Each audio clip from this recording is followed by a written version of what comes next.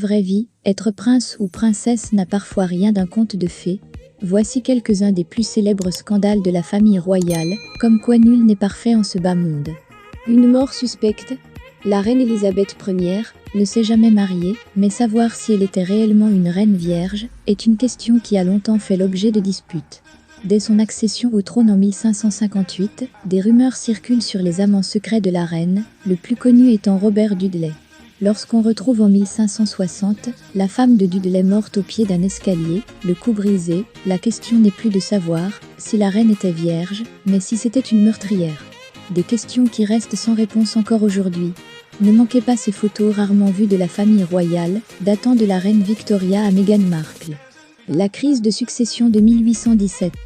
Le roi George III a perdu les États-Unis en 1776 et la raison en 1810. Mais son échec, le plus embarrassant est peut-être son incapacité à avoir persuadé l'un de ses 9 fils d'épouser une femme respectable, afin de donner au trône un héritier légitime. En 1795, il finit par forcer son fils aîné, le futur roi George-Yves, à se marier, mais le seul enfant de ce mariage sans amour meurt sans descendance en 1817. La crise de succession que cela déclenche pousse plusieurs fils de George III à abandonner leurs petites amies pour épouser des princesses européennes et être le premier à concevoir un nouvel héritier. Le vainqueur, le prince Édouard Auguste de Kent et de Strathyrne, 4e fils du roi George III, engendre en 1819 la future reine Victoria. On vous révèle les secrets que renferme le château de Windsor. Le procès de la reine Caroline. En 1820, le fils du roi George III monte sur le trône sous le nom de roi George-Yves.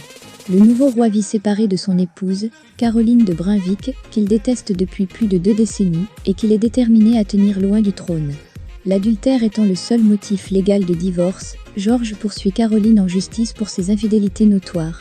Le roi est persuadé que le peuple l'appuiera, mais c'est plutôt derrière la reine spoliée que se rangera celui-ci. Vous rêvez de faire partie de la famille royale ? Voyez les règles d'étiquette à respecter pour en faire partie. Lavage de linge sale en public. La relation entre Charles et Diana a été tendue dès le début, mais après la séparation du couple en 1992, le prince et la princesse de Galles ont commencé à se crêper publiquement le chignon au sujet de leurs infidélités respectives. Diana a révélé au monde entier qu'il y avait 3 personnes dans ce mariage et que cela faisait beaucoup de monde.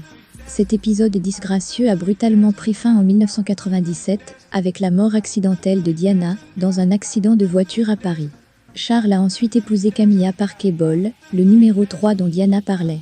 Apprenez-en plus sur le côté sombre de la vie de la princesse. Ces 9 secrets ont été dévoilés après la mort de la princesse Diana. L'abdication du roi Édouard VIII. Bien que scandaleuse, elle n'a pas été causée par l'infidélité, mais par l'amour. En 1936, le nouveau roi annonce son intention d'épouser Wallis Simpson, une socialiste américaine qui était en train de divorcer pour la 2e fois. Comme le mariage d'un roi, avec une divorcée dont l'ex-conjoint est encore vivant aurait violé le droit civil et religieux de l'époque, une crise constitutionnelle a éclaté. Moins d'1 an après le début de son règne, dans un geste sans précédent et vivement critiqué, le roi choisit l'amour plutôt que le pouvoir et abdique, changeant ainsi à jamais le cours de l'histoire.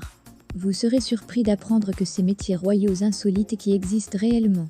Année horribili.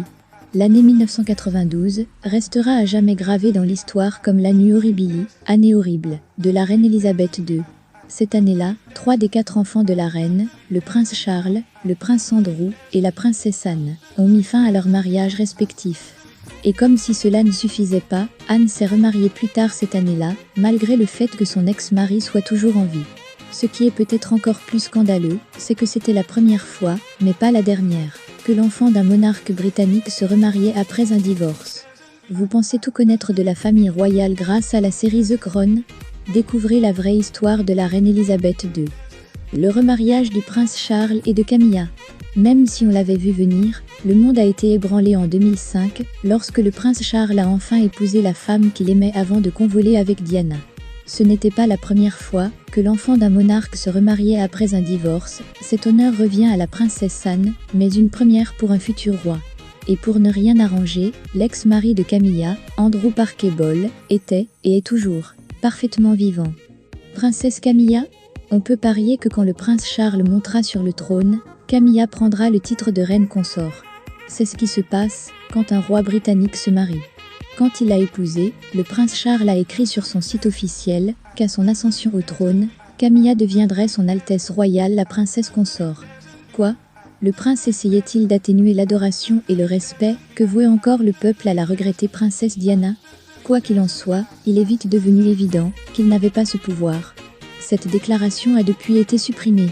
Voici ce qu'il se passera et ce qui va changer quand le prince Charles deviendra roi. Le petit ami de la princesse Béatrice.